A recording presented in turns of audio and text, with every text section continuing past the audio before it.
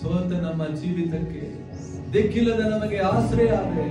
ಸೋತ ನಮ್ಮ ಜೀವಿತಕ್ಕೆ ಕರ್ತನೆ ಬಲವು ಶಕ್ತಿ ಆದೆ. ಸ್ತೋತ್ರಪ್ಪ, ಸ್ತೋತ್ರೇಶ್ವರ. ಸೋತ ಸಮಯದಲ್ಲಿ ನಿನ್ನ ದಿವ್ಯ ಹಸ್ತವು ನನಗೆ ಬಲ ನೀಡಿದೆ.